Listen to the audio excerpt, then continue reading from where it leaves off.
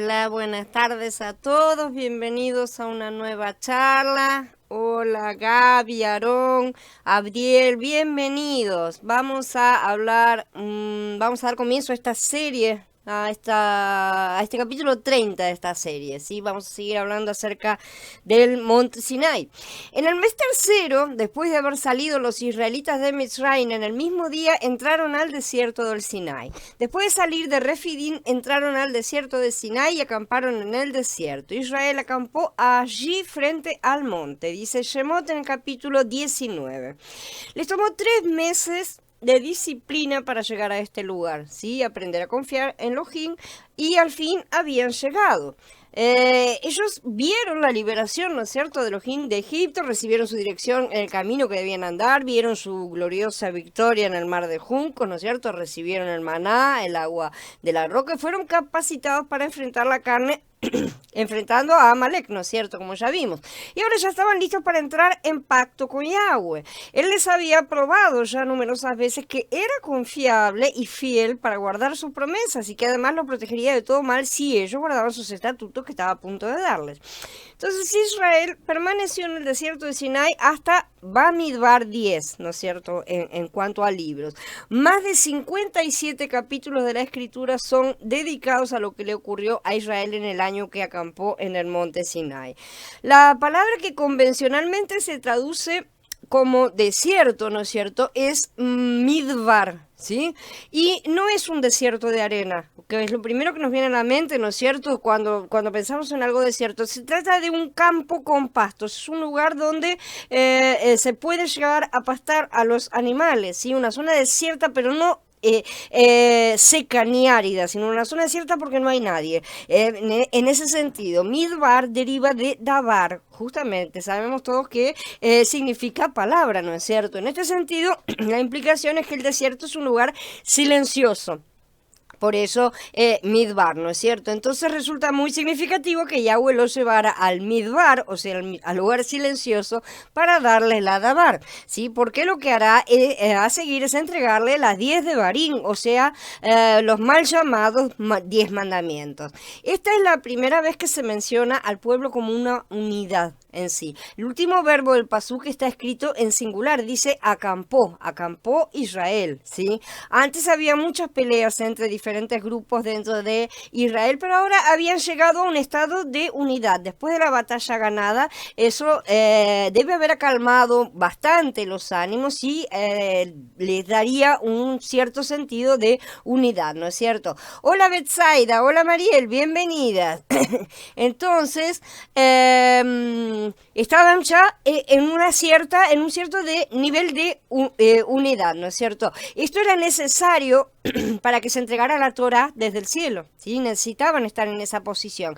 Ya habían pasado 46 días desde la salida de Egipto, ¿sí? Cada uno de estos días representa una subida de santidad del pueblo, ¿sí? El máximo nivel de santidad es el de 50, justamente, que son los días entre Pesaj y Shavuot. Entonces eso es el camino. Sabemos que esta primera vez los israelitas no aceptarían recibir la ley en sus corazones, ni podían tampoco, ¿no es cierto? Y que habría que esperar hasta el cumplimiento en la era pentecostal, ¿no es cierto?, con el derramamiento del Ruach, cuando vemos que los creyentes en Yahshua del pueblo de Israel estaban todos unánimes juntos, también de la misma posición, como está escrito. Cuando llegó el día de Shavuot, estaban todos unánimes en un mismo lugar, dice el capítulo 2 de Maaseh Hechos, ¿no es cierto?, en su primer pasuk. Entonces la unidad fue la condición para que la Torá pudiera ser entregada la primera vez. Como ellos rechazaron oír directamente a Yahweh y pidieron que Moshe fuera su intérprete, si la Torá fue entregada en tablas de piedra. Cuando los 10 mandamientos se pronunciaron por primera vez en Shemot 20, ¿sí?, Elohim no dijo nada acerca de escribirlos en tablas de piedra. Nos fue mencionado, ¿sí? Las tablas fueron necesarias solo después que la gente se negó a escuchar la voz de Elohim directamente, que fue inmediatamente después que él terminó de dar las 10 palabras. Su negativa a escuchar indica que el miedo fue lo que los indujo a resistir en lugar de aceptar la ley, aceptar esa dávida. Si ellos tuvieron una respuesta carnal a través del miedo. Por esta razón necesitaron recibir un registro escrito de la ley, externo, ¿no es cierto?, para que la ley pudiera restringir sus impulsos carnales hasta que estuvieran capacitados para escuchar su voz y ser cambiados internamente. Por este motivo, justamente Yahweh hizo promesa. Dice en Jeremías 31, miren, viene un tiempo, declara Yahweh, cuando haré una nueva alianza con la casa de Israel y con la casa de Judá. No será como la alianza que hice con sus padres cuando los tomé de la mano para sacarlos de la tierra de Mitzrayim, una alianza que ellos violaron, de modo que yo los rechacé, declara Yahweh. Pero esta será la alianza que haré con la casa de Israel después de aquellos días, declara Yahweh. Pondré mi Torah en su interior y la escribiré en su corazón. Entonces yo seré su Elohim y ellos serán mi pueblo. Ya no necesitarán enseñarse unos a otros y decirse unos a otros, hazle caso a Yahweh, porque todos ellos me harán caso, desde el más pequeño de ellos hasta el más grande, declara Yahweh, porque yo perdonaré su iniquidad y no me acordaré más de su pecado. Y Yahezkel en el capítulo 11 dice también, les daré otro corazón y pondré un espíritu nuevo dentro de ellos. O sea que esta era la intención original del Padre. Quitaré del cuerpo de ellos el corazón de piedra y les daré un corazón de carne para que anden según mis leyes y observen mis decretos y lo pongan por obra. Entonces ellos serán mi pueblo y yo seré su Elohim. Por eso vemos el paralelo entre las tablas de piedra y el corazón de piedra, que simbolizan exactamente lo mismo. Hola Jorge, bienvenido, perdón. Hola Viri, bienvenida. Entonces, acá vemos que Elohim pronunció los 10 mandamientos en Shemot en el capítulo 20, ¿no es cierto? Pero las tablas de piedra se ordenaron más tarde en Shemot en el capítulo 24, un poco después, y fueron entregadas a Moshe finalmente en el capítulo 31, ¿sí? O sea, van sucediendo cosas en esos entretiempos, ¿no es cierto? Las primeras tablas se rompieron en el capítulo 32, inmediatamente después de entregadas, ¿no es cierto? Y se hicieron nuevas tablas en el capítulo 34. Esta es más o menos la cronología de la vida de las tablas. Estos dos juegos de tablas profetizan acerca de los dos pactos que Elohim haría con nosotros. Bajo el primer pacto la ley fue quebrantada, pero bajo el segundo pacto la ley fue guardada perfectamente por Yahshua HaMashiach mismo, ¿sí? A nosotros, como creyentes, se nos dice que caminemos de la misma manera que él anduvo, en Yahanan Aleph en el capítulo 2. Este pacto renovado, entonces, fue sellado con la sangre de Mashiach, ¿sí? En Pesaj, y entregado a los fieles en Shavuot, porque se estaba encerrando Pesaj y estaba comenzando Shavuot. Vemos que cada una de las eras comienza con la sombra y termina con la realidad de esa sombra verdaderamente. Entonces, dice en Lucas, igualmente, después de haber cenado, tomó también la copa y dijo, esta copa es la nueva alianza de mi sangre, que por ustedes se derrama. Y en Corinthians Bet dice, él mismo nos capacitó como servidores de la nueva alianza, no de la letra, sino del espíritu, porque la letra mata, pero el espíritu vivifica. En un sentido, entonces, todo lo que pasó estaba predestinado, estaba destinado a traerlos a este lugar. O sea, todo estaba organizado para traerlos a este lugar en esa posición interna, en esa posición externa, ¿no es cierto? Este es el principio del cumplimiento de lo que justamente Yahweh había prometido. Y él dijo, yo estaré contigo. Esa será la señal de que yo fui quien te envió. Cuando hayas libertado al pueblo de Misraim, adorarán a Elohim en este monte. Entonces todo estaba planificado perfectamente. Sinai era el lugar donde Moshe se encontró con Elohim en la zarza ardiente, ¿no es cierto? Recordamos todos, toda la nación de Israel podría pronto experimentar algo de lo que Moshe ya había experimentado. Entonces Moshe los podría dirigir a este monte para que tuvieran esta experiencia, ¿no es cierto? Porque él ya había estado ahí. El pueblo no puede ir más allá de su líder siempre. Aquí Elohim predicó uno de los sermones más dramáticos jamás escuchados. Y Moshe subió a Elohim. Yahweh lo llamó del monte y le dijo, así le dirás a la casa de Jacob y le declararás a la casa de Israel. Ustedes han visto lo que les hice a los mitzritas, cómo los cargué a ustedes sobre alas de águila y los traje a mí. Yahweh le da un mensaje a Israel a través de Moshe, ¿no es cierto? Un mensaje en cuanto a su propósito y al destino de Israel. Este destino estaba basado en lo que Elohim ya había hecho por ellos, ¿no es cierto?, en la gran liberación de Egipto. Los cargué sobre alas de águila y los traje a mí, dice, ¿no es cierto? Las alas de águila son fuertes, son seguras, pero también hablan de una protección cuidadosa. En muchos lugares en las escrituras, Yahweh menciona las alas de águila, ¿no es cierto?, como una cosa de protección, ¿no es cierto?, pero también de poder, fortaleza. Las águilas no llevan a sus aguiluchos en sus garras como las otras aves. Las aves los toman y los llevan, no. Los aguiluchos se sujetan a sí mismos en la parte posterior, en la espalda, ¿no es cierto?, del águila madre, y son protegidos así mientras son llevados. O sea, cualquier flecha que de un cazador, por ejemplo, tiene que atravesar primero a la madre antes que tocar al aguilucho, si tuviera un ataque desde abajo. Y desde arriba es difícil porque las águilas son las que vuelan más elevado, ¿no es cierto? Entonces, ese es el lugar más seguro que tienen para las crías. Las águilas hacen su nido, sabemos, en las montañas más altas, ¿no es cierto?, en rocas. Después de haber construido el nido con palitos, ¿no es cierto?, van quitando partes de sus plumas, de las plumas de sus alas, ¿no es cierto?, de su cuerpo, y la van colocando en el nido para que sea agradable, para que esté acolchadito, digamos. Entonces, cuando el aguilucho ya es suficientemente grande, llega el momento de empezar a sacar las plumas de ahí, para que ya no resulte tan agradable y se empiece a sentir incómodo y tenga ganas de salir, ¿no es cierto? De esa manera el aguilucho no va a querer volver a ese lugar, no va a querer refugiarse y aferrarse a eso, ¿sí? Esto fue lo que pasó en Egipto con los hijos de Israel, justamente.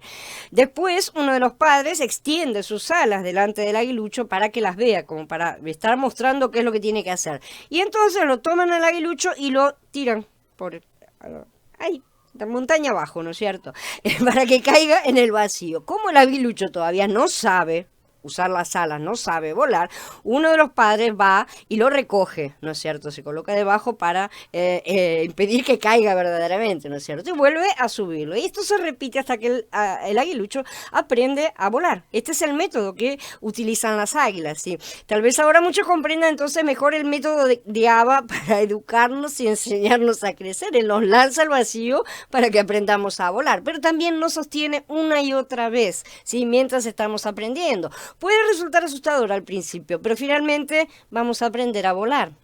La liberación fue realizada entonces en total protección de amor. Eso es lo que simboliza justamente los saquen alas de águila. Y ellos habían sido rescatados y cuidados para hacer su posesión. Yahweh no liberó a Israel hasta que ellos pudieran vivir pudieran vivir apartados de Elohim. Esa no era su intención, sino para que ellos pudieran ser el pueblo de Yahweh, ¿no es cierto? Ahora pues, si ustedes me obedecen fielmente y cumplen mi alianza, ustedes serán un tesoro para mí entre todos los pueblos. En verdad toda la tierra es mía, pero ustedes me serán un reino de sacerdotes y una nación santas. Estas son las palabras que les hablarás a los hijos de Israel. Hola Javier, bienvenido. Aquí aparece una de las palabras más importantes de las escrituras, el sí condicional. Si haces esto, recibirás aquello. La invitación ha sido dada desde los cielos, pero requiere una respuesta por parte del hombre, ¿sí? Si el hombre responde correctamente, recibe las bendiciones del pacto. Si el hombre no responde correctamente, no hay ni pacto ni bendiciones, no hay nada. Estas eran entonces las condiciones del pacto mosaico en todas sus versiones, ¿sí? Este pacto es condicional, está condicionado a la obediencia del hombre, entonces no es incondicional. Hago lo que, a pesar de todo, no se rompe el pacto, no. Este pacto se rompe si una de las partes lo transgrede, ¿no es cierto? Y por este simple motivo estaba destinado a fallar. Obviamente, cosa que la terquedad del ser humano aún hoy no acepta, y muchos quieren seguir atrás de pactos de justicia humana, ¿no es cierto? Te están asegurando que sí se puede y siguen imponiéndose reglas y tratando de responder en la carne, cosa que no se puede ni se debe siquiera. Aún así es también necesario comprender que sí existen condiciones para poder obtener los beneficios de los pactos, ¿sí? Aún los incondicionales, tampoco es que, bueno, hagan lo que quieran, hagamos males para que vengan bienes, no. El pacto de la gracia es incondicional, pero también tiene sus requisitos. Y muchas personas quieren los beneficios sin cumplir las condiciones, y eso no responde al carácter del Padre. La condición en ambos casos, en los dos casos, es la obediencia. es la base, ¿sí? Pero en el Pacto de la Gracia recibimos la garantía del Ruach de Mashiach, que será nuestra obediencia delante del Padre. Los judíos y los legalistas continuarán esforzándose, mientras que los que confiamos en Mashiach nos apoyamos en su obediencia, ¿sí? No solo para la salvación, sino también para la santificación. Solo podemos santificarnos a través de usar su obediencia en nuestro Ruach. Entonces necesitamos hacerlo crecer. La palabra hebrea que ha sido traducida como tesoro es segulá, que significa un tesoro muy amado, una cosa que se desea mucho, una cosa muy deseada, ¿no es cierto? Es una cosa importante para una persona. Pero como acabamos de ver, solo si ellos obedecían serían ese tesoro especial, ¿sí?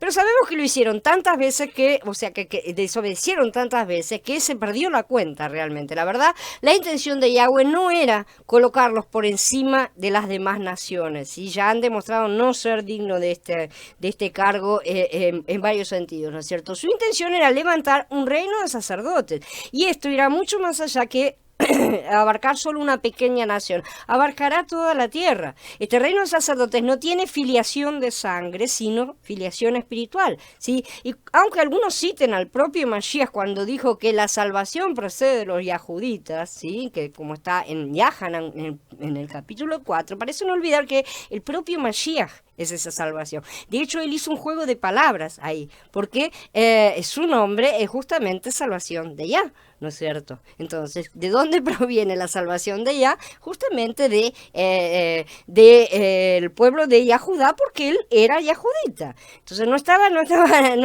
para nada errada esa afirmación. Considerarse los salvadores del mundo, como el judaísmo actual se está autopromoviendo, ¿sí? Ellos están promoviendo como que son los salvadores para la humanidad, es blasfemo contra Mashiach. Y eso hay que entenderlo de una buena vez, porque mucha gente está permitiendo y aceptando y yendo atrás de un comportamiento que es ofensivo directamente relacionado a Mashiach y por lo tanto al Padre. Así que los que creen en Mashiach deberían darse cuenta de estas cosas. Yahshua era yahudita y así cumplió lo que dijo. La salvación realmente vino de los yahuditas, pero en aquel momento vino de los yahuditas, no es que va a venir ahora a través de ellos. Ahora él está ampliando su casa y todos los perdidos regresarán a ella. En el Sinai ocurrió uno de los acontecimientos más grandes de la historia de Israel, la incorporación de Israel como congregación y como nación, ¿no es cierto?, bajo la teocracia. La teocracia es el gobierno de la deidad, ¿no es cierto? Esta es la institución del reino de Yahweh, literalmente. Esta forma de gobierno continuó hasta que pidieron un rey a Shemuel. Como dice, le dijeron, usted se ha puesto viejo y sus hijos no han seguido sus caminos. Por lo tanto, nombre un rey sobre nosotros para que nos gobierne como todas las demás naciones. A Shemuel le desagradó que ellos dijeran, danos un rey que nos gobierne. Shemuel le oró a Yahweh y Yahweh le respondió a Shemuel, hazle caso a las demandas del pueblo en todo lo que te digan, porque no es a ti a quien han rechazado, es a mí a quien han rechazado como su rey. Así que aquí ellos rechazaron el gobierno directo de Yahweh, pasaron de una teocracia a una monarquía, como las demás naciones. Aún así, la monarquía continuó siendo la representación de Yahweh, ¿sí? Y los reyes tenían obligaciones delante de Yahweh. El rey debía seguir sus leyes, ¿sí? Aun cuando sabemos que la mayoría no lo hizo. Pero más adelante, los judíos edomitas se apartaron de él completamente, terminaron rechazando toda relación cuando dijeron, no tenemos más rey que el César. En Yahanan 19. Y la nación fue colocada bajo yugo de hierro. Pero entonces nosotros ahora volvemos atrás en este momento porque estamos en el principio. ¿Sí? Elohim ahora está a punto de hacer un pacto formal con Israel en el monte Sinai. Pero antes de hacerlo, él va a revelar lo que él quería hacer por un Israel que fuera realmente obediente. Hola Gerardo, bienvenido. Entonces, antes que Yahweh llamara a Israel para guardar su ley, él les ordenó que cumplieran su alianza, ¿sí? El pacto era más grande que la ley misma, ¿sí? El pacto que Elohim hizo con Israel involucraba la ley como lo que debía ser obedecido para ser bendecido o desobedecer y ser maldecido, ¿no es cierto? Como ya estudiamos en el capítulo 39 de la serie de Bereshit, ¿sí? El séptimo paso es entregar los términos del pacto, ¿sí? Las dos personas primero se ponen de acuerdo, ¿vamos a entrar en un pacto? Sí, vamos a entrar en un pacto. Entonces, vamos a escribir en qué nos comprometemos cada una de las partes. Esos son los términos del pacto, y eso es la ley, justamente, los términos del pacto, ¿sí? Pero la ley es la que coloca las condiciones del pacto. El pacto es más importante que la ley en sí, ¿no es cierto? La ley muestra lo que tiene que ser hecho. Entonces, la Torá son los términos de esta alianza, las cosas que Israel debería cumplir para no ser cortados del pacto.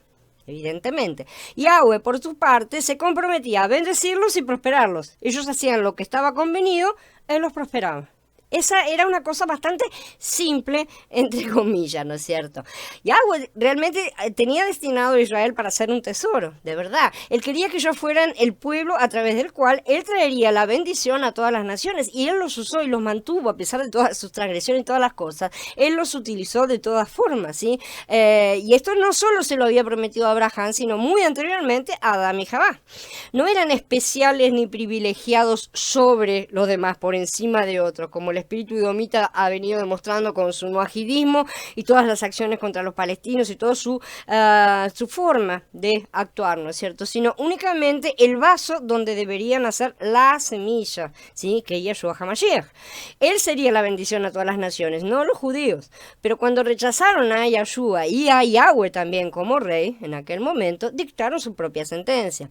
Aún así, tenemos que comprender que el Israel espiritual no es el Israel físico, el estado de Israel actual, ¿no es cierto? Lo que podamos ver. Y que a lo largo de toda la historia Yahweh siempre mantuvo un remanente, siempre lo aseguró, ¿sí? Aún en los peores momentos en los que toda la nación fue llevada al exilio, Yahweh mantuvo a un Daniel, entre ellos, por ejemplo, ¿no es cierto? Y los amigos, y a muchos otros que no son mencionados siquiera, como cuando Elías clamaba que era el único que había sobrado, que lo estaban persiguiendo, Yahweh le aseguró que aún había en Israel 7.000 que no habían doblado las rodillas a Baal. Entonces a veces nosotros no vemos, pero Yahweh conoce los corazones. Reino de sacerdotes y nación santa. Elohim tenía entonces predestinado a Israel para ser un reino de sacerdotes, ¿no es cierto? Donde cada creyente podía venir ante Yahweh, ¿sí? Y como grupo ellos representaban a Yahweh delante de todas las naciones. Aún hoy ese plan está en pie, activo, está vigente, ¿sí? Aunque no todo el que dice ser israelita lo es en verdad, sino que tenemos hasta la sinagoga de Hasatán y es necesario aprender a distinguirlos. La palabra Kohanim, sacerdotes, sí, en plural, un Cohen es el singular y un Kohanim es el plural, significa literalmente el que ministra, ¿sí?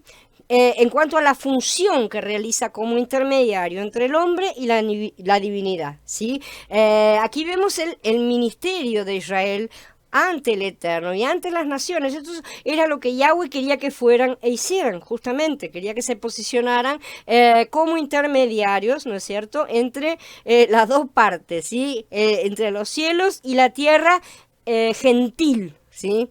Una cosa bastante diferente a lo que ellos terminaron haciendo, lamentablemente. Israel recibió el llamado de ser un reino de sacerdotes, que no es exactamente lo mismo que una nación de gobernantes, ya que el sacerdocio implica tanto la justicia como la misericordia. Las dos cosas tienen que ser implementadas al mismo tiempo, mientras que el reinado trata únicamente con la justicia. El sacerdocio debía hacer luz a las naciones y llamar su atención, como la fama de Shlomo, ¿no es cierto?, atrajo a la reina de Sabá y a tantos otros, ¿sí? ¿Por qué? Porque la sabiduría su fama se extendía a todas partes, era una luz en el medio del mundo. En verdad, estas cosas son importantes que las tengamos en cuenta, porque esto nos muestra justamente no solo lo que tenemos que hacer nosotros individualmente, sino lo que va a suceder en la nueva era de Sukkot, que va a tener inicio en breve. A los extranjeros que se adhieren a Yahweh para ministrarle y para amar el nombre de Yahweh, para ser sus siervos, a todos los que guardan el Shabbat y no lo profanan, y que abrazan mi alianza, yo los traeré a mi monte sagrado y los dejaré gozarse en mi casa de oración.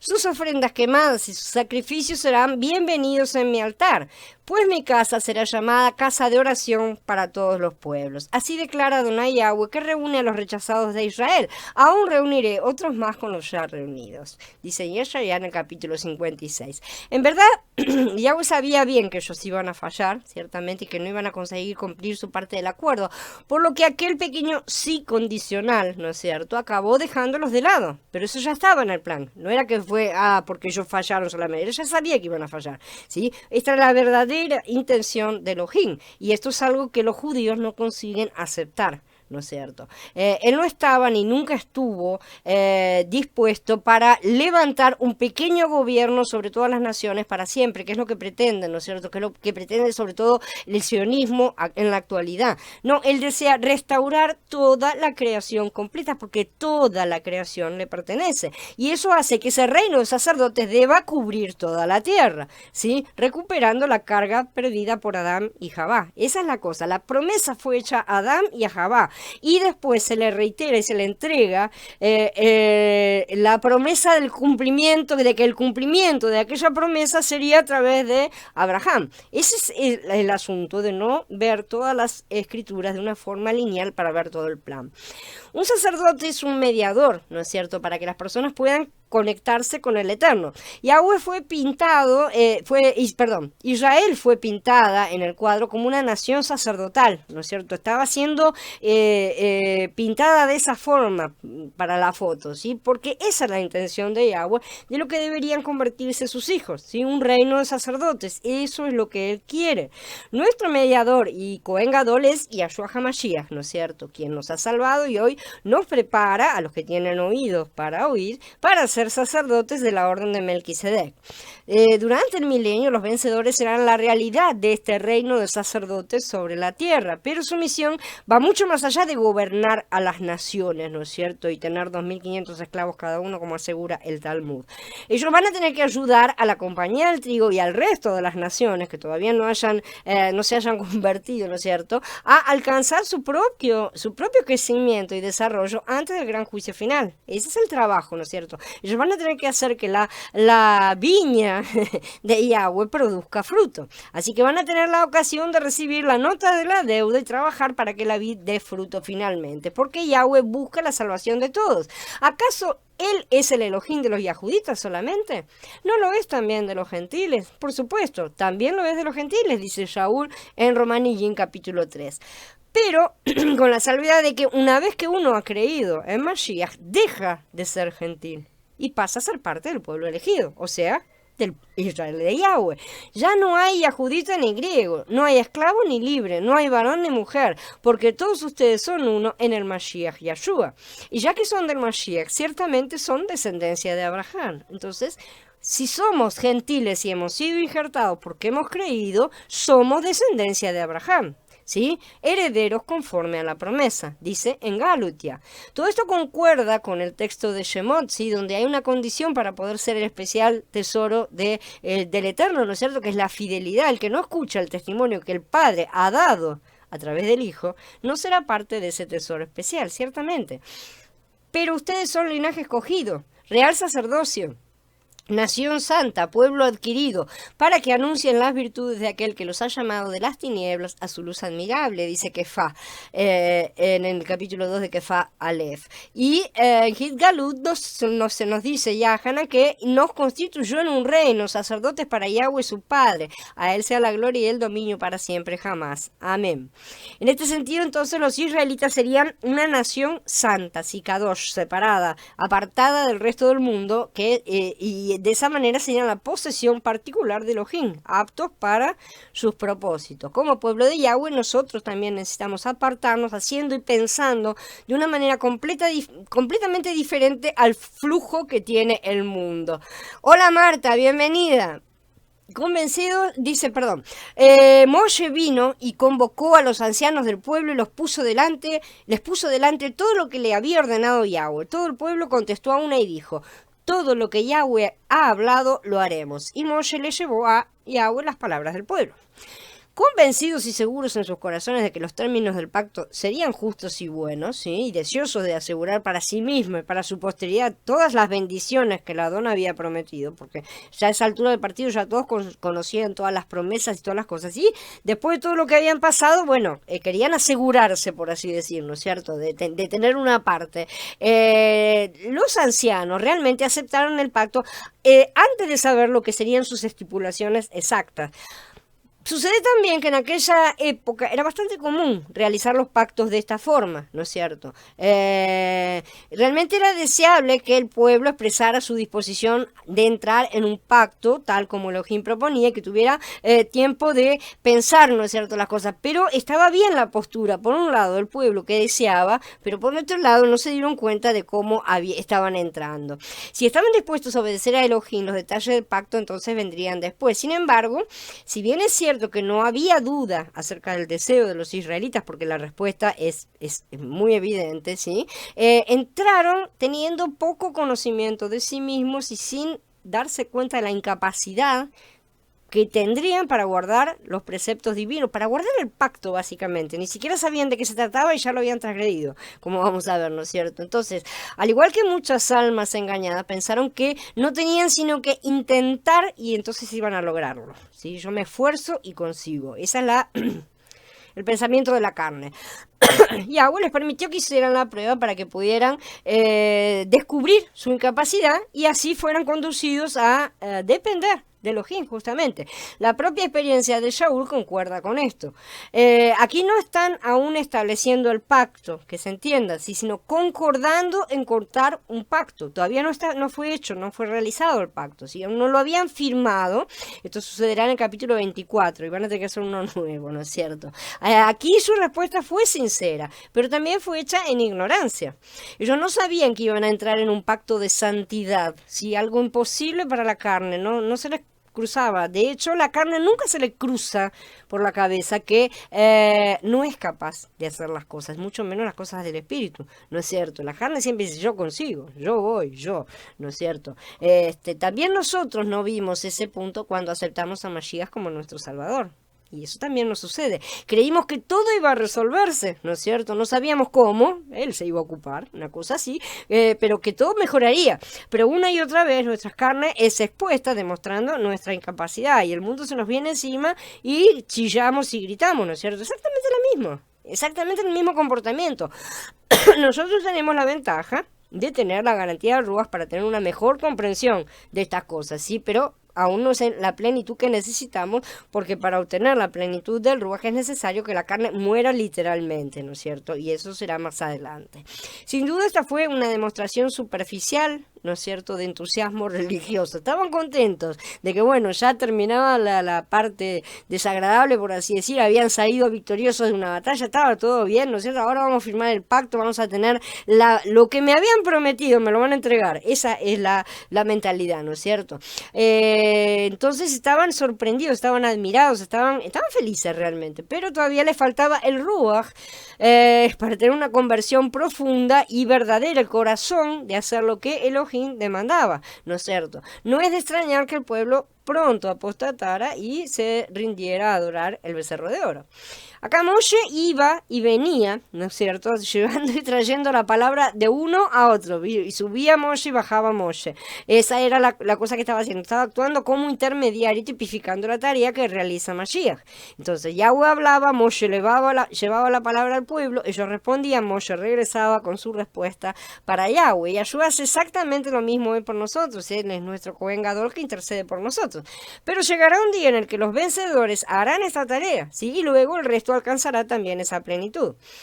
Y Yahweh le dijo a Moshe, ve al pueblo y adviérteles que se mantengan puros hoy y mañana, que laven sus ropas, que se preparen para el tercer día, porque Yahweh bajará el tercer día a la vista de todo el pueblo sobre el monte Sinai. Establecerás límites para el pueblo alrededor y les dirás, tengan cuidado de no subir al monte ni de tocar su falda.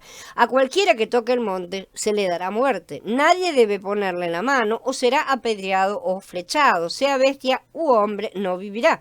cuando el shofar de un toque largo pueden subir al monte. Entonces Elohim se iba a aparecer a Israel de una forma espectacular, ¿no es cierto? Y antes de que eso pudiera suceder realmente, el pueblo tenía que prepararse para esa situación. Si hay algo básico sobre la naturaleza humana es la necesidad de tener límites. Es básico. La carne aborrece, por otro lado, los límites, justamente. La carne es rebelde por naturaleza. Pero aquí Yahweh estaba también protegiéndonos, ¿no es cierto? Porque la carne no puede permanecer delante del Altísimo y continuar con vida. Por eso Él los amonesta varias y varias veces, ¿no es cierto?, en estos capítulos, de que no se acerquen más allá de lo debido, o iban a provocar su propia muerte.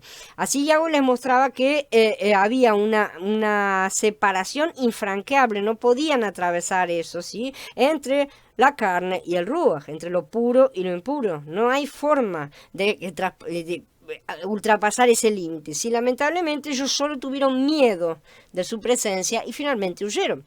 A los que se acercan, más allá de los límites marcados, entonces debía dársele muerte desde lejos. No podían tocarlos, no podían ir a tocarlos. Dice que, porque si no serían inmundos ellos también, no podían ir a agarrarlos y sacarlos, no. Eso ya estaba hecho inmundo. Entonces había que flecharlo, lanzarle piedra, apedrearlo, lanzarle piedra, todo desde lejos, ¿no es cierto?, sin tocar. El pueblo no se podía acercar solo se podía acercar cuando Yahweh los invitara. Entonces cuando el shofar sonara, era la cuestión, ¿no es cierto? Al sonar el shofar, ellos ahí sí iban a poder llegar hasta el límite de la barrera, pero no podían ir más allá. La carne no puede ver a Yahweh vivir. Dice en Shemot 33, agregó, pero no puedes ver mi rostro porque el hombre no puede verme y vivir, ¿no es cierto?, cuando Moshe pidió ver su presencia.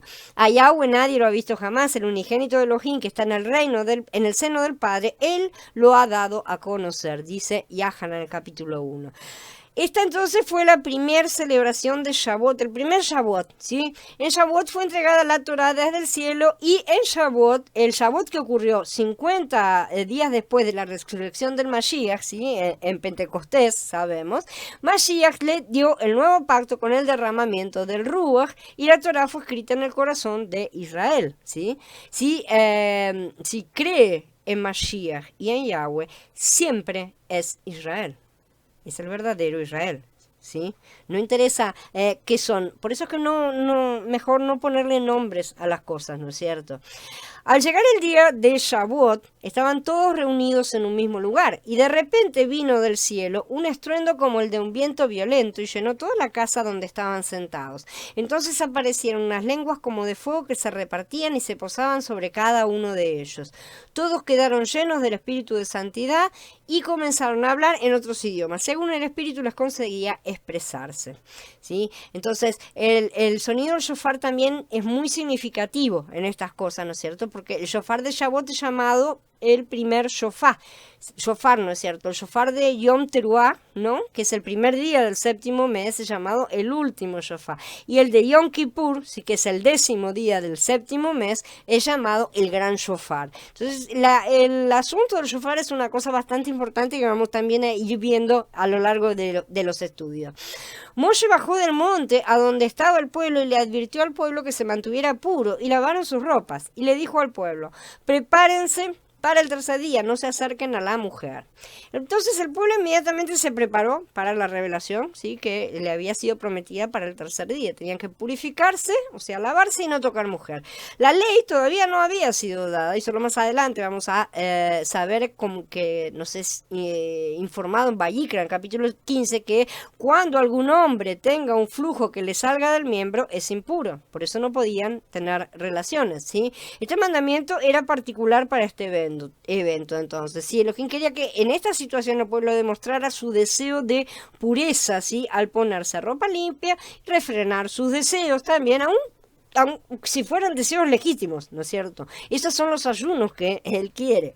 Sin embargo, mirar las cosas desde este ángulo es también limitar la interpretación. Acá tenemos un claro cuadro de lo que va a suceder en el inicio de la era de Sukkot.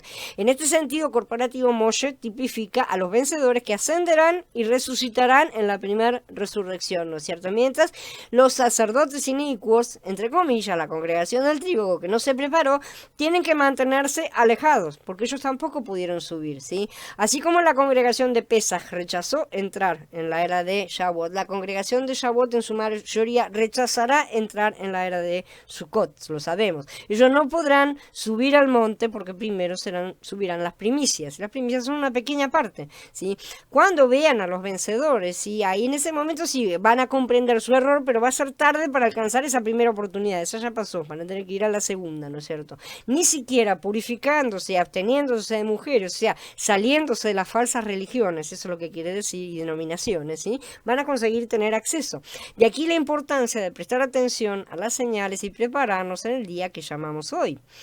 ¿De qué manera en aquel día estas cosas sucederán? No lo sabemos exactamente, no podemos decir los detalles, ¿no es cierto?, de estas cosas. Pero los que erraron al blanco saldrán. Finalmente los falsos caminos se arrepentirán y llorarán, dice, pero llenaré a la casa de David y a los habitantes de Jerusalén de un espíritu de piedad y compasión, y se lamentarán por el que mataron, llorando por él como por un hijo favorito y mostrando amarga tristeza como por un hijo primogénito.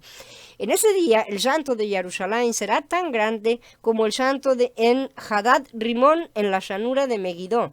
El país lamentará cada familia por sí misma, la familia de la casa de David por ellos mismos y sus mujeres por ellas mismas, la familia de la casa de Natán por ellos mismos y sus mujeres por ellas mismas, la familia de la casa de Leví por ellos mismos y sus mujeres por ellas mismas, la familia de los shimeitas por ellos mismos y sus mujeres por ellas mismas, y todas las demás familias, cada familia por sí misma con sus mujeres por ellas mismas. Dice Zacarías en el capítulo 12. Como podemos ver, la condición para poder subir entonces al monte es haber practicado estas cosas durante mucho tiempo, preparándose para su venida. Estos son los que nunca se mancharon con mujeres, pues son vírgenes. Estos son los que siguen al Cordero por donde quiera que vaya. Estos fueron redimidos de entre los hombres, primicias para Elohim y para el Cordero, dice Gilgalut en el capítulo 14. El pasaje aquí no está hablando de virginidad física, sino espiritual, ¿sí? Estos son los vencedores que no se contaminaron con falsas doctrinas, falsas denominaciones y esas cosas. Hola Daniel, hola Magnolia, bienvenido. Se te cae, Gerardo, qué mal.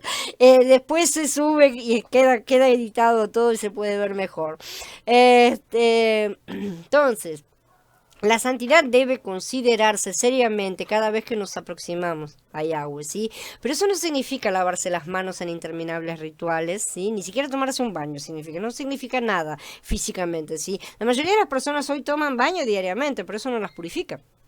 No podemos decir que la humanidad está purificada porque se bañan todos los días, ¿sí? La purificación es un corazón abierto y derramado delante de Yahweh, mientras nos aferramos a la gracia de Mashiach. Él es nuestra purificación. Dicen Tito y Yeshua, quien se dio a sí mismo por nosotros para redimirnos de toda iniquidad y purificar para sí mismo un pueblo propio, celoso de buenas obras.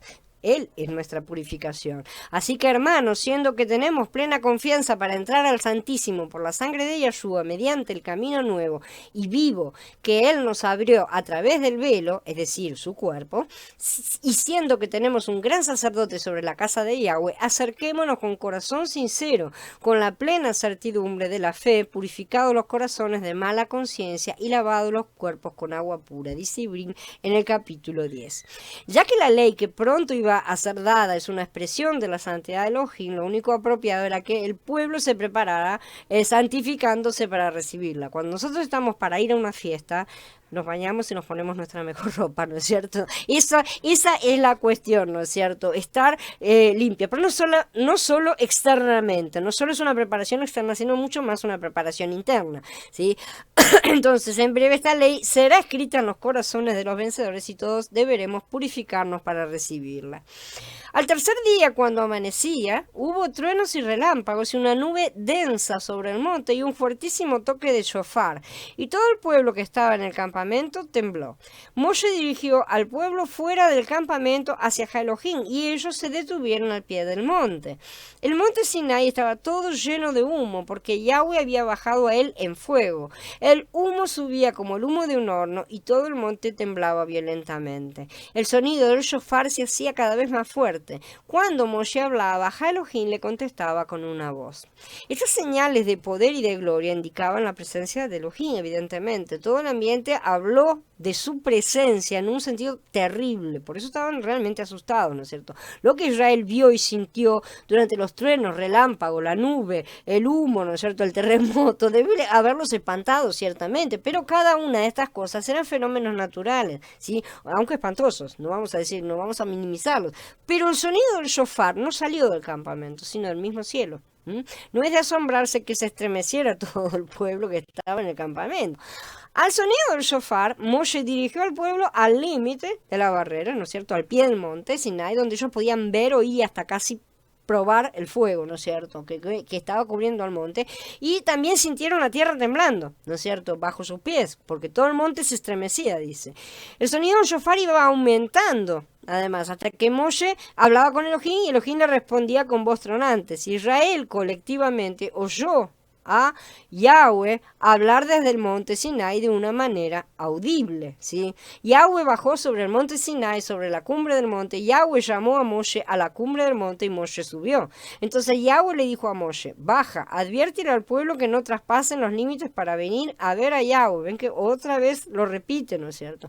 No sea que muchos de ellos perezcan. Los sacerdotes también, que se acerquen a Yahweh, tienen que mantenerse puros, no sea que Yahweh haga estragos entre ellos. Pero Moshe le dijo a Yahweh, el pueblo no puede subir al monte Sinai porque tú nos advertiste diciendo, pon límites alrededor del monte y santifícalo. Así que Yahweh le dijo, baja y vuelve a subir junto con Aarón, pero que ni los sacerdotes ni el pueblo traspasen los límites para subir a Yahweh, no sea que él haga estragos entre ellos, ¿sí? Los sacerdotes eran los primogénitos de todo Israel, todavía no ha sido levantado el sacerdocio acá, así que no piensen en un sacerdocio levita, ¿tá? Era un sacerdocio como el que venía desde Adán hasta el primogénito de la familia, era el sacerdote de esa familia, ¿no es cierto? Así que ellos podían acercarse al Eterno porque podían ofrecer sacrificios por su familia, ellos podían actuar como sacerdotes realmente, pero no era suficiente para tener este tipo de acceso, todavía estaban por debajo del nivel. Entonces parecería, según esta orden, que los sacerdotes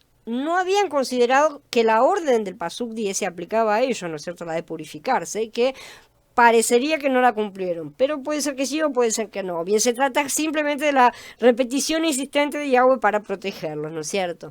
En última instancia tenemos que tanto el pueblo como los sacerdotes, los primogénitos, fueron advertidos. Moshe podía acercarse más que Aarón, entonces, ¿no es cierto? Y Aarón podía acercarse más que los sacerdotes. Y los sacerdotes podían acercarse más que el pueblo, pero el pueblo no podía traspasar los límites. Entonces, así también será en la era de Sukkot. Mashiach estará sentado a la diestra del Padre, ¿no es cierto? Los vencedores, o sea, Moshe y Aarón ahora, porque se cambian los papeles, podrán subir y bajar cuando el deber lo requiera. Va a ser la escalera de Jacob reactivada, ¿sí? Y la compañía del trigo, o sea, los sacerdotes, van a ministrar al mundo, ¿sí? Y tanto ellos como las naciones, el pueblo, se van a purificar, ¿sí? Los sacerdotes y el pueblo, ninguno de los dos podía alcanzar la presencia, ¿no es cierto? ¿Por qué? Porque no van a tener todavía los cuerpos glorificados. Dijo, Yahweh vino desde el Sinai, brilló sobre ellos desde Seir, se apareció del monte Parán y se acercó desde Ribebot Kodesh, con una ley de fuego en su diestra, dice Devarim en el capítulo 33. Aquí no dice que el Eterno vino al Sinai, sino desde el Sinai, ¿sí? Esto nos enseña que no solo bajó al Sinai, sino que también dejó el monte para ir al encuentro del pueblo. Su deseo era entregar su ley de fuego a su pueblo recién adquirido, pero ellos retrocedieron espantados, ¿no es cierto? Elohim descendió y Moshe subió. Mientras el pueblo temblaba de terror al pie del monte, Moshe subió a la cumbre para encontrarse con Elohim. Moshe tuvo el valor necesario para subir en medio de todos los truenos, relámpagos, terremotos, todo lo que estaba viendo, ¿no es cierto? El fuego y el humo. No debe haber sido fácil, pero en su interior él sabía que esas cosas no lo iban a lastimar. O Yahweh no le diría que subiera, ¿no es cierto? Esta actitud es la que marcará la diferencia entre los vencedores y la compañía del trigo. La cebada no va a tener miedo de encarar el fuego y pasar a través de él, porque sabe que ese fuego solo mata a la carne, pero nos purifica completamente, ¿sí? Y la compañía de la cebada no tiene un gran amor por la carne. Muchos hoy en día sienten que necesitamos más de los truenos y del fuego y del temblor del monte Sinai en la gente para apartarlos del pecado, ¿no es cierto? Y se inventan cosas extrañas, ¿no es cierto? Pero después de no más de 40 días después de esto, ¿no es cierto?, toda la nación tendría una orgía con un becerro de oro. Enseguida después, ¿no es cierto? Adorándolo como el Dios que lo sacó de Egipto. De manera que vemos que inventar doctrinas de terror, de infiernos imaginarios, no tiene ninguna utilidad realmente para evitar el mal comportamiento de la humanidad. Hay dos montes. Ustedes no se han acercado al monte que se podía tocar, al fuego encendido, a las tinieblas, a la profunda oscuridad, a la tempestad, al sonido de la trompeta y al estruendo de las palabras, que los que lo oyeron rogaron que no se les hablara más, porque no podían soportar lo que se mandaba. Si un animal toca el monte, será apedreado. Y tan terrible era aquel espectáculo que Moshe dijo: estoy aterrado y temblando. Más bien, ustedes se han acercado al monte Sión, a la ciudad del Elohim vivo, a la Jerusalén celestial, a la reunión de millares de mensajeros, a la asamblea de los primogénitos que están inscritos en el cielo, a Yahweh, el juez de todo, y a la comunidad espiritual de los justos que han llegado a la madurez, a Yahshua, el mediador de la nueva alianza, y a la sangre rociada que habla mejor que la de Abel. Miren que no rechacen al que habla, porque si no escaparon aquellos que en la tierra rechazaron al que advertía, mucho menos escaparemos nosotros si nos apartamos del que advierte desde el cielo. Su voz estremeció la tierra en aquel entonces, y ahora ha prometido diciendo: todavía una vez más estremeceré no solo la tierra, sino también el cielo. La expresión todavía una vez más indica con claridad que se quitarán las cosas que pueden ser sacudidas de la creación para que permanezca lo inconmovible. Así que, habiendo recibido un reino inconmovible, estemos agradecidos y rindamos a Yahweh un culto agradable con respeto y reverencia, porque nuestro Elohim es fuego consumidor, dice Ibrín en el capítulo 12. Entonces aquí dice claramente que bajo el nuevo pacto nosotros nos acercamos a un monte diferente, ¿sí? Que nuestra salvación y nuestra relación con Elohim está centrada en el monte de Sión, no en el monte Sinai, ¿no es cierto? Esa es la argumentación de Shaul. El monte Sinai está en el desierto, pero el monte Sión está en la tierra prometida. Son dos cosas diferentes. No interesa dónde están geográficamente en sí, sino espiritualmente, ¿no es cierto? Sinai habla de temor y de terror, pero Sión habla de amor y de perdón, ¿sí? Sinai está en un desierto seco, Sión es la ciudad del Elohim viviente. Esos son los paralelos que en realidad no son ni paralelos, son oposiciones. Sinai con todos sus temores, ¿no es cierto?, con su poder es terrenal. El monte Sión al que venimos es celestial y es espiritual. En el Sinai solo Moshe podía subir, ¿no es cierto?, encontrarse con Elohim. En Sión hay una innumerable compañía que es una asamblea general que va a subir. En el Sinai, Moshe es el mediador, pero en Sión, Yahshua es nuestro mediador. Ya es la realidad de la sombra. Sinai colocó un viejo pacto, ¿no es cierto?, que fue ratificado por la sangre de animales. En Sión recibimos un nuevo pacto ratificado con la sangre de Mashiach. Sinai se trataba siempre de límites, de exclusión, de distancia, ¿no es cierto?, y muerte. En Sión trata sobre todo lo contrario, la ascensión, la resurrección y la vida eterna. Sinai trata de la ley que nos conduce a la gracia, ¿sí?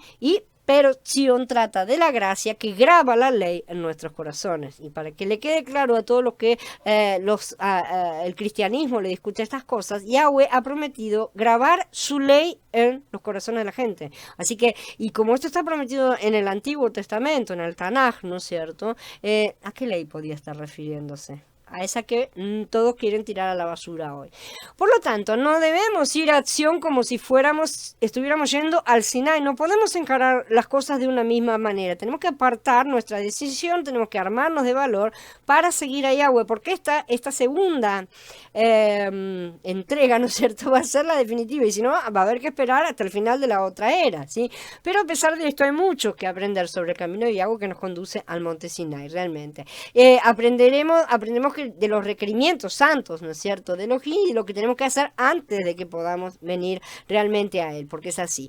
El pueblo no podrá subir al monte Sinai, dice, solamente porque Elohim llamó a Moshe y Aarón a subir, no significaba, ¿sí?, que había una invitación abierta para que todo el pueblo se pudiera encontrar con Elohim sobre el monte Sinai. Esto ya debería haber alertado a todos esos grupos que se estuvieron rebelando después diciendo: no somos todos santos, no es todo el pueblo santo. Bueno, hoy también hay mucho que se revela de esa forma, ¿no es cierto? Y se rebelan contra él, no se rebelan contra la gente. Eso es lo peor de todo, no se dan cuenta, ¿sí? Ni siquiera los sacerdotes tenían permiso, y ellos sí tenían permiso para hacer los sacrificios y actuar como intercesores por sus familias y sus tribus, ¿no es cierto? El pueblo no podía hacer siquiera eso, pero no podía ninguno de los dos subir.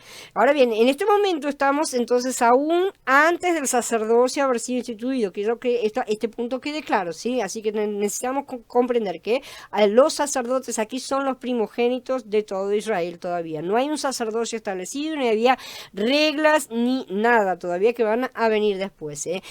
Pero tampoco ellos podían acercarse al Altísimo bajo pena de muerte. Así que aquí vemos cómo la carne es nuestro mayor obstáculo realmente para acercarnos a las cosas santas.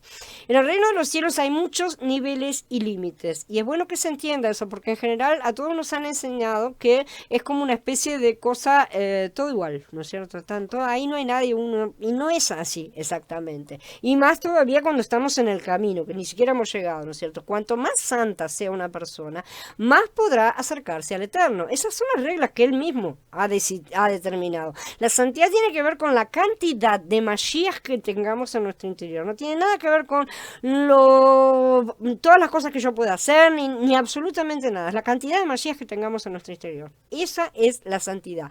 Entonces, no interesa ni la cantidad de veces que nos inclinamos, ni que nos lavamos, ni que nos flagelamos, ni nada por el estilo. Nuestra medida interior de Mashiach es lo que determina nuestra proximidad al trono, realmente.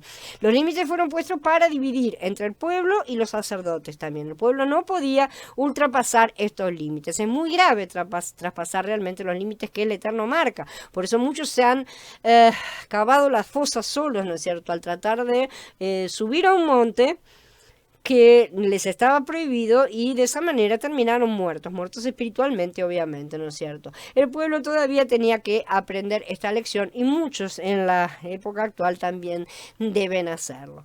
Bueno, habiendo terminado ahora con la charla, quedo a disposición de ustedes para comentarios, preguntas, dudas. Dice Gaby, muy interesante la charla de hoy. Mi pregunta es acerca del lugar de Yahoshua. Él también estaba al pie del monte, no lo menciona. Así de simple, no lo menciona. Así que no sabemos dónde estaba. No es mencionado. Probablemente estaría junto con el pueblo, porque él formaba parte del pueblo, a pesar de haber sido después, mucho después, ¿sí? 40 años después, ungido para hacerlos entrar. Yahoshua con certeza era muy joven en esa época, ¿no es cierto? Y no debía estar con el pueblo, justamente. No creo siquiera que ya estuvieran entre los sacerdotes, no debía haber sido todavía cabeza de una familia. Lo dudo mucho, pero no sabemos. De cualquier manera, no es mencionado.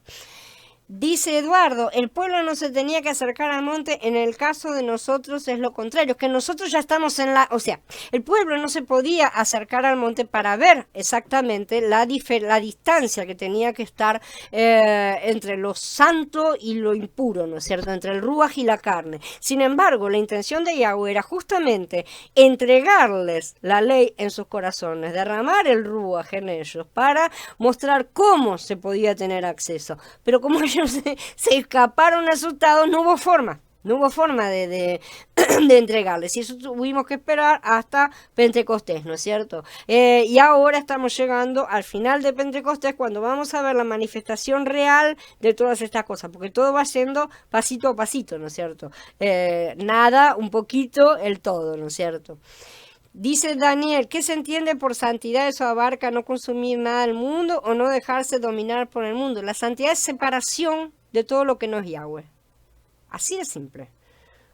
No es Yahweh separado. Así, nada más. Ahora, por supuesto, ¿qué quiere decir eso? Estamos en el sistema, estamos bajo yugo, ¿sí? Te recomiendo que leas la serie La cebada del trigo y la uvas si no lo has leído, que habla justamente del yugo de hierro y el yugo de madera, ¿no es cierto? Cuando somos colocados bajo yugo, como en el caso de los exilios, por ejemplo, somos colocados bajo bajo un sistema, como estamos nosotros hoy, ahora, colocados, y eso es Yahweh mismo el que está determinando ese castigo.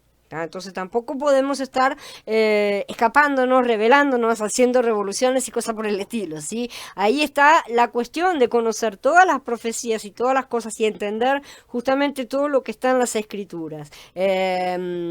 Así que esa es la cuestión. Las personas morían por falta de santidad. Eso es a nivel espiritual, Daniel. La santidad es una cuestión espiritual, por lo tanto la muerte es espiritual.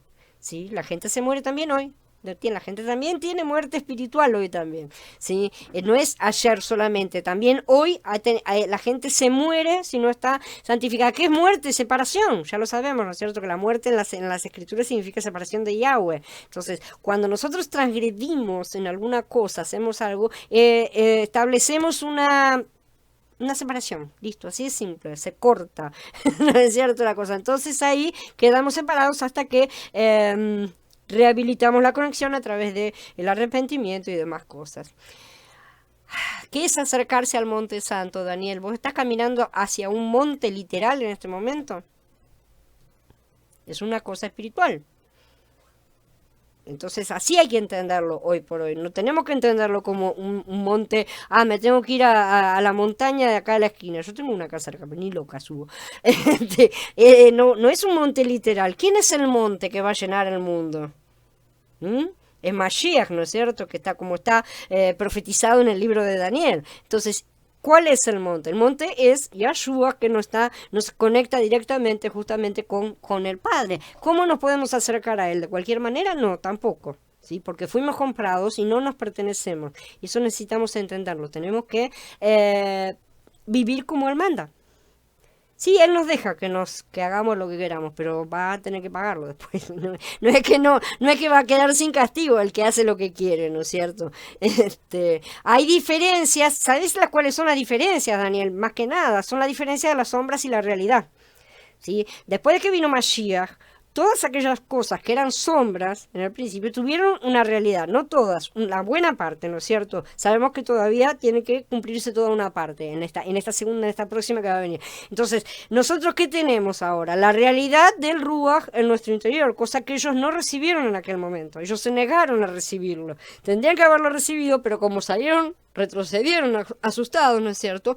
Entonces, bueno, no se les pudo dar lo que los habría capacitado para entrar en la tierra prometida en unos pocos meses más adelante, nada más. Tuvieron que pasar 40 años en el desierto dando vueltas hasta llegar a entrar en la tierra prometida de una forma que no era la planificada, digamos, ¿no es cierto? Que no era la ideal, por así decir. Sin embargo, sí forma parte del plan de Yahweh, porque como ya dijimos, todas son cuadros para que se vaya viendo todo el desarrollo del plan suyo, ¿sí? A los cerrillos, sí, más o menos. No. Lo que tenemos que subir es al monte de Yahshua, justamente. O sea, que subir la montaña y pagar el precio. Esa es la cosa, ¿no es cierto? ¿Y qué implica eso? Ya vemos, purificación previa, santificación. ¿Cómo se nos pide? ¿Cómo se nos ordena que vivamos? Literalmente, tenemos que vivir en santidad, ¿no es cierto? Santifíquense, sean perfectos como yo soy perfecto, dice Yahweh. Todas esas cosas no son cosas así, digamos, dichas de la boca para afuera, ¿no es cierto? Esas cosas son justamente lo que está implicando acá. Acá es un cuadro. Es como si fuera una metáfora, por así decirlo, ¿no es cierto?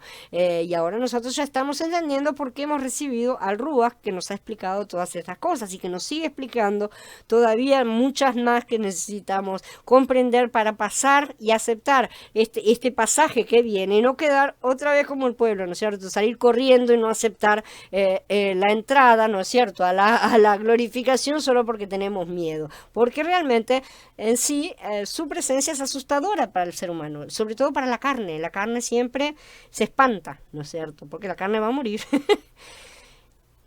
El desierto que representa. El desierto es tu camino de santificación. Daniel, te recomiendo que mires toda la serie desde el principio. Todas estas cosas ya las tocamos. Ahí vas a encontrar esas respuestas. La parte, bueno, sobre todo de esto que estamos viendo, ¿no es cierto? Con Shemot te recomiendo que empieces desde los primeros capítulos de Shemot, porque hablamos acerca de lo que es el desierto y cómo son todas las partes, ¿no es cierto? Y todos los pasos que se van dando. El desierto es el camino de santificación. Pesaj, que es la salida, ¿no es cierto?, de Egipto, la salida del mundo, es nuestra salvación, que es una puerta nada más, por así decirlo, es una cosa que atravesamos y salimos al otro lado y ya tenemos la salvación, pero todavía queda todo el desierto, que es el camino de la santificación, y eso es lo que estamos viendo ahora, la forma en que Él nos disciplina para que nos santifiquemos, ¿no es cierto? Todas estas cosas, ¿para qué son? ¿Para matar a la gente? ¿Para tenerla loca dando vueltas, muriéndose acá en el desierto? Evidentemente no, es simple y sencillamente para disciplinarlos, purificarlos y prepararlos, ¿no es cierto? De la misma manera nosotros tenemos en nuestra vida diaria un desierto, por así decir, al cual tenemos que atravesar con él, ¿no es cierto? Pues nosotros tenemos la ventaja ahora también de tener el Ruaj en el interior y tenemos que ir superando las cosas que él nos coloca, no de manera a me la aguanto, ya pasó. No, no es así. Tenemos que ir aprendiendo las cosas que Él quiere que aprendamos, porque todo lo que Él nos coloca, que parecen pesadillas, que parecen problemas terribles y cosas catastróficas para nuestra carne, son justamente situaciones para que la quememos, para que eliminemos, para que cortemos con nuestra carne, que es lo que nos traba de tener una buena comunicación con el Padre. Y empezamos a caminar, eso depende de cada uno. Así que eso depende de cada uno. Si empezamos a santificarnos, empezamos a caminar. Si empezamos a andar por el desierto y a aceptar todas las cosas que Él nos coloca, por así decirlo, ¿es cierto? Pasa que nosotros lo podés llegar a bajar de última. En el site están todas las cosas en el site también para bajar, ¿no es cierto? Te recomiendo que los mires porque ahí están explicadas todos los pasos previos, ¿no es cierto? Toda la simbología, por así decir. Porque Shemot es un cuadro, ¿sí? Es un cuadro del plan completo desde la parte de salvación, pasando por la santificación y también tiene algunas cositas de la glorificación que va a ser la era de Sukkot, justamente. Así que ahí vas a encontrar muchas respuestas a este respecto. Bueno, si no hay más preguntas, comentarios, vamos a dar por encerrada la charla. Nos vemos el domingo, continuando con esta misma serie. Que Abba siga bendiciéndonos e iluminándonos y nos muestre todos los detalles, todas las cosas que necesitamos aprender verdaderamente. Shalom a todos, hermanos. Hasta el domingo.